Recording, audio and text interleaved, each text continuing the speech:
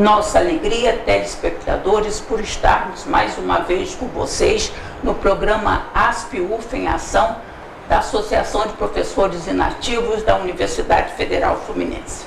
Em nossos últimos programas, nós estamos focalizando o tema pobreza em seus múltiplos aspectos: econômico, político, de justiça e de segurança, de educação e de cultura, apontando sempre caminhos para a sua superação, porque nós sabemos que, dada a grandiosidade e a riqueza do ser humano, é impossível nós aceitarmos pacificamente esse aspecto de pobreza. O tema de hoje é pobreza, educação e trabalho. Nosso entrevistado é o professor Gaudêncio Frigoto, nosso colega da Faculdade de Educação, é professor aposentado, titular de Educação e Política da Educação da Universidade Federal Fluminense. Atualmente é professor do Programa de Pós-Graduação em Políticas e Formação Humana da Universidade do Estado do Rio de Janeiro. Autor de vários artigos e programas e livros e programas também, inclusive de televisão, sobre educação e trabalho. Começando as nossas questões, nós perguntamos ao professor Gaudêncio qual o significado do trabalho na vida das pessoas e da sociedade em sua formação histórica. Primeiramente, eu devo dizer que é um prazer poder estar aqui colaborando com a minha associação, na verdade, né? Porque também eu sou aposentado aqui da Universidade Federal Fluminense. E o tema desse conjunto de debates, ele é crucial, pela razão, inclusive, dessa primeira pergunta. Normalmente, quando a gente fala com as pessoas e pergunta se trabalha ou não trabalha, muitas vezes, especialmente pessoas simples, dizem, não, eu não trabalho. E a gente faz a pergunta em seguida, mas então o que você faz? E a gente vê que a pessoa trabalha 3 expedientes, né? Então, há uma distinção entre o trabalho e as formas históricas que assume o trabalho. O trabalho é uma atividade vital, né? Que o ser humano, com seus braços, sua mente, sua capacidade física e mental, busca da natureza ou cria, através da ciência e a técnica, os meios de vida. A lei primeira é comer, vestir e ter um teto. Só depois é que nós podemos, como seres humanos, nos dedicarmos à educação, à cultura, etc. Então, há vários autores que nos ensinam, né, que o trabalho é pelo trabalho que o ser humano se recria todo dia, né? Hoje mesmo nós levantamos e um dos primeiros atos foi transformar aquilo que é feito pelo trabalho em nós mesmos. Proteínas, enfim, vitaminas e etc. Então, o trabalho é uma atividade vital. O filósofo Anaxágoras dizia que nós pensamos porque temos mãos. O primeiro instrumento que o ser humano usou e ainda usa muito, a primeira técnica foi a mão. E nós não encontramos nenhuma sociedade sem trabalho e também não encontramos nenhuma sociedade que não passe às suas gerações os ensinamentos, as experiências. Então, educação, trabalho e educação são 2 dimensões inseparáveis da vida humana. Professor, quais as relações entre trabalho, educação, cultura e pobreza? A pobreza não é um fato natural. Os seres humanos nascem, né? Então a pobreza é uma produção histórica, social, e assim nós vemos sociedades mais pobres, menos pobres, etc. O certo é que a humanidade até hoje não encontrou uma forma de uma igualdade de condições de produzir existência humana. Nós tivemos sociedades escravocratas, nós somos vítimas disso muito. Nós tivemos sociedades feudais, do qual também nós temos ainda resquícios, né? A lei agora das empregadas domésticas talvez seja o último ato, né? Legal, pelo menos, que nos livra da legalização de um apartheid social, e a própria forma hoje da crise do emprego ou do trabalho sob a forma de emprego, com milhões de jovens, né, procurando a sua forma de gerar a existência. Eu até fiz um documentário cujo título se chama Juventude com Vida Provisória em Suspenso. Esse pensamento é de um psicanalista austríaco, Viktor Frankl, que comparava os que viviam em campo de concentração, os que viviam em sanatório, problema de tuberculose, e o desempregado, uma situação psicossocial que não sabe o que vai acontecer amanhã. Então, a provisoriedade é uma das características da pobreza hoje. No fundo, milhões de jovens não conseguem se colocar para programar o futuro. Nossa geração, nós que estamos aqui numa associação de aposentados, nossa geração com nível médio podia programar o seu futuro. Nós sabíamos que poderíamos formar uma família, ter uma casa ou pagar um aluguel, ter filhos e garantir o sustento. Hoje, mesmo jovens de classe média não podem garantir isso, o que é um grande paradoxo. Então, há uma relação, sem dúvida, entre pobreza, educação e trabalho. Engraçado, você mencionou aí um dos livros que eu produzi, A Produtividade da Escola Improdutiva, exatamente foi para criticar uma visão de que os pobres são pobres porque têm pouca educação, pouca escolaridade. Mas a pergunta que eu faço, então, os pobres são pobres porque têm pouca escolaridade, ou têm pouca escolaridade e pior escolaridade porque são pobres? E sem dúvida nenhuma, eu respondo pela segunda. A gente pode ver que ali no bairro, ou na periferia, ou lá no interior, nos grotões desse país, nós temos a pior escola e menos acesso. Milhares de crianças e jovens dos assentamentos do sem terra têm até o 4º ano de escolaridade. Então, há uma relação, sim, entre a produção da pobreza e da desigualdade na sociedade e a produção da desigualdade na cultura, na educação e no modo de vida em geral. Professor, nesses últimos minutos do nosso primeiro bloco, pode explanar mais algum aspecto que você acha assim, interessante colocar para os telespectadores neste bloco? Sim, um aspecto importante um aspecto relativo à proibição hoje do trabalho infantil. Sem dúvida, que a sociedade não pode admitir que uma criança seja explorada vendendo sua força de trabalho. Agora, há uma grande confusão desta proibição e do trabalho como um princípio formativo da personalidade e do caráter humano. O trabalho é um princípio formador da personalidade. Por quê? Porque se desde a infância nós não educamos a criança a fazer pequenas atividades do dia a dia e do uso na família, nós formamos, como dizia um autor italiano, Antonio Gramsci, mamíferos de luxo. E hoje nós encontramos até nos conselhos tutelares, no Ministério Público, essa confusão.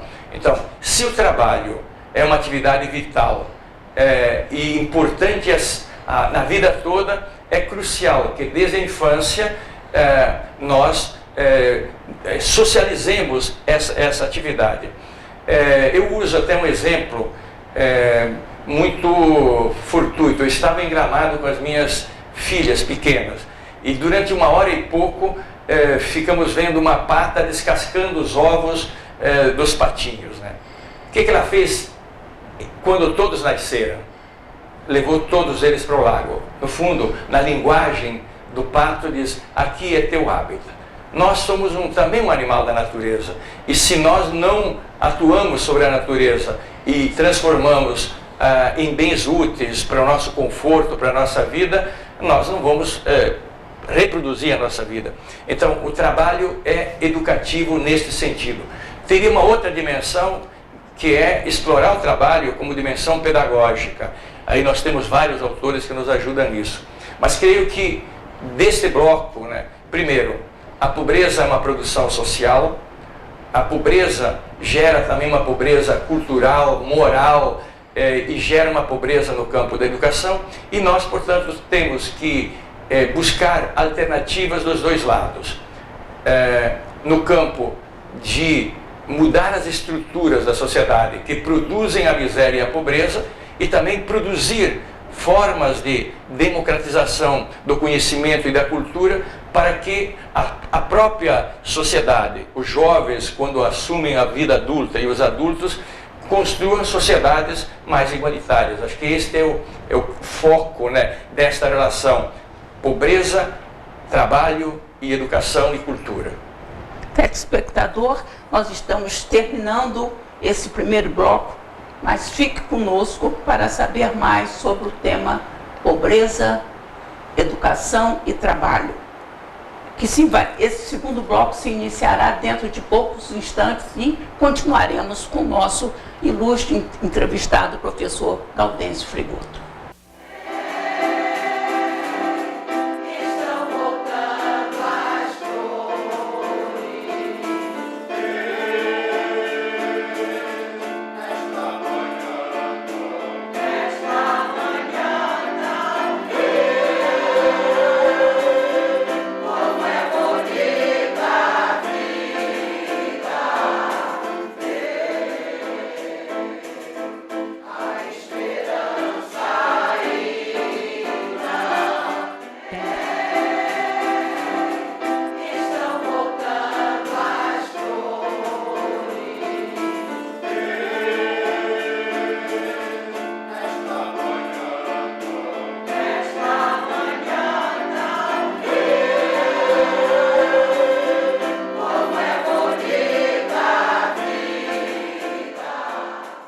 Neste segundo bloco do programa ASP-UF em Ação, da Associação de Professores Inativos da Universidade Federal Fluminense, continuaremos a focalizar o tema Pobreza, Educação e Trabalho, entrevistando o ilustre professor Gaudêncio Frigoto.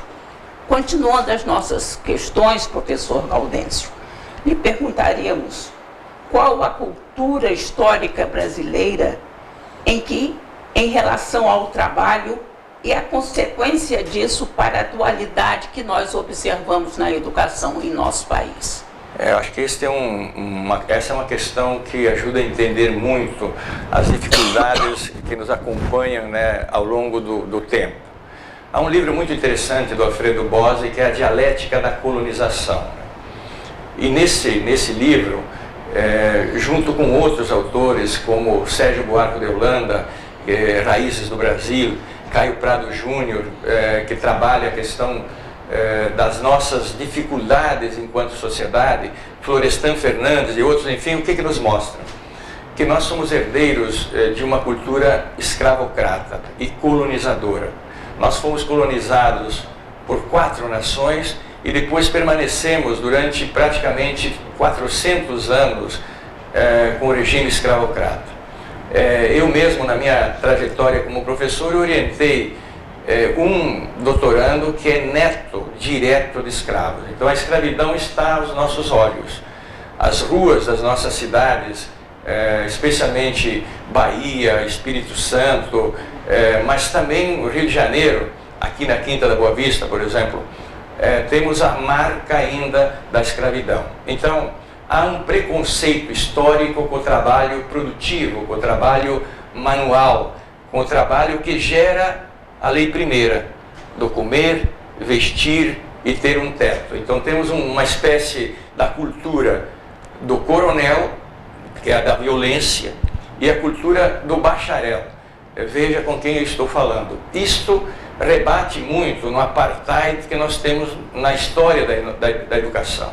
Nós mesmo antes do programa dialogávamos aqui com o professor Pulo, né, sobre como nós temos uma insistência de oferecer uma educação esquálita, pobre, adestradora, para a grande maioria dos jovens filhos de trabalhadores e digamos, das classes populares. E oferecer uma educação de qualidade internacional para uma minoria. Isso nos acompanha desde lá dos anos 30, né? Até antes, quando foram criadas as escolas para os pobres e, enfim, as classes perigosas. Mas se a gente olha hoje, nós continuamos com esse problema. Eu mesmo fiz um estudo, né, mostrando que de tempos em tempos, no Brasil, nós inventamos programas para tentar diminuir essa desigualdade, porque essa desigualdade rebate, inclusive, no mundo da produção. Então, fim dos anos 30, Getúlio criou o Sistema S, um poderoso sistema hoje, mas que é um apartheid também. Nos anos 60, no governo João Goulart, criou-se um programa que se chamou PIPMOI, Programa Intensivo de Formação de Mão de Obra, para durar 10 meses. Durou 20 anos. Na ditadura, a 5692 tentou criar a profissionalização ou a iniciação ao trabalho até no 5º ano de escolaridade. Isso não pegou porque a classe média disse: não, nós não queremos que os nossos filhos sejam educados da mesma forma desta gentalha. Nos anos 90, criamos o Planfor. E agora, o Pronatec e o Pronacampo. O que significa isso? É que nós continuamos com o apartheid, que é o apartheid da sociedade e da educação. E pesa muito esse estigma, que é um estigma que nós guardamos da própria escravidão. Então, há um esforço, né, que a sociedade tem que empreender, que é no plano, inclusive, cultural. A cultura, né, o culto à gravata, digamos, o culto ao trabalho meramente intelectual e um desprezo ao trabalho manual, etc. E é verdade que nós sabemos disso. Isto começa a custar muito caro à sociedade. Se a gente chama para fazer um serviço dentro de casa hoje um eletricista, ele nos custa muito caro. E muitas vezes mal preparado. Por quê? Porque ele não teve a base.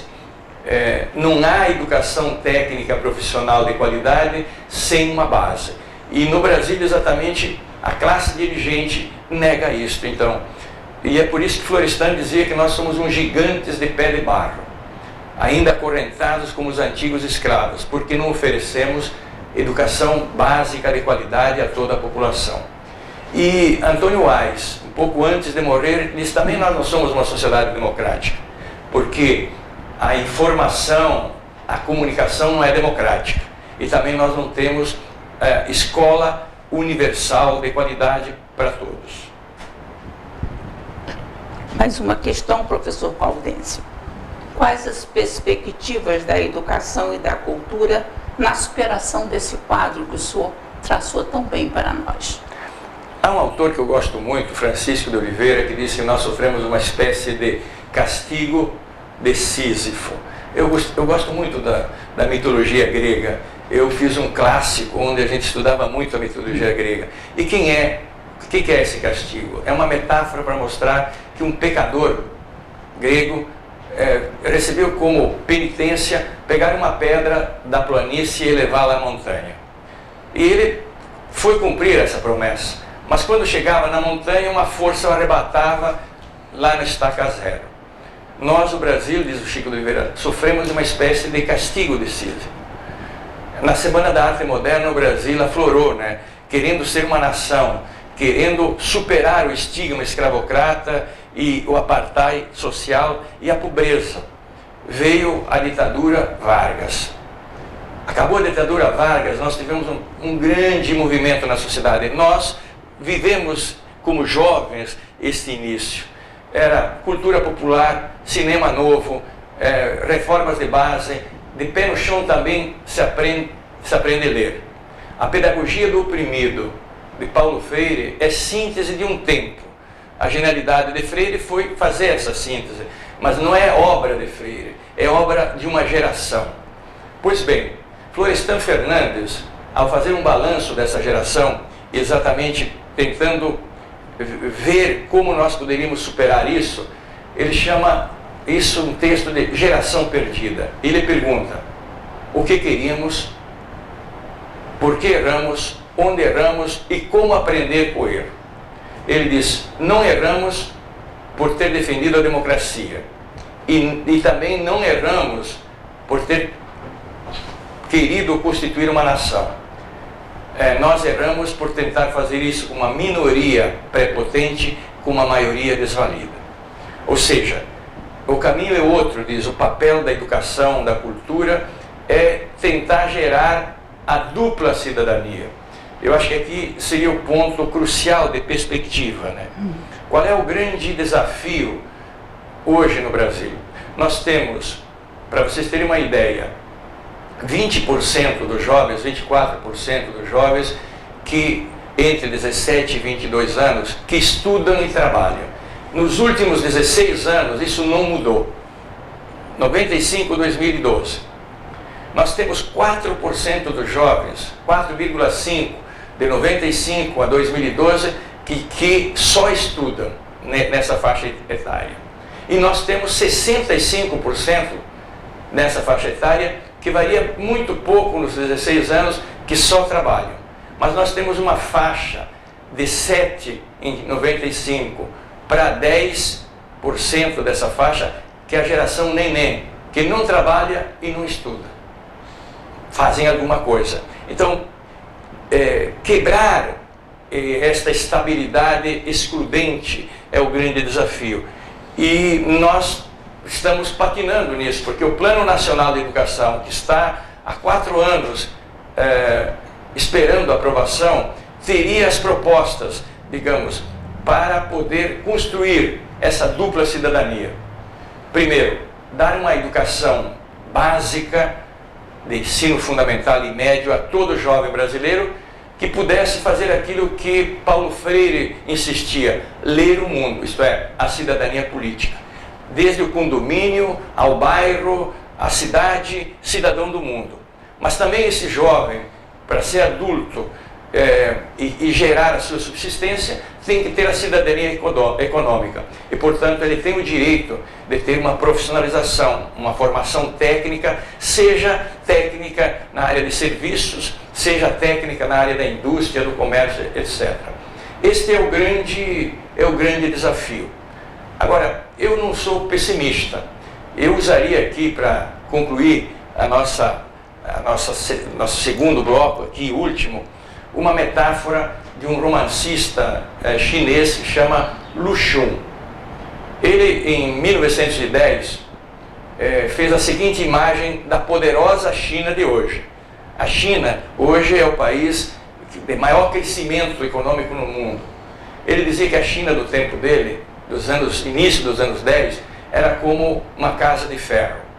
Lá dormiam milhares de pessoas, porque a casa também não tinha janelas, e morriam asfixiadas sem saber a dor da agonia.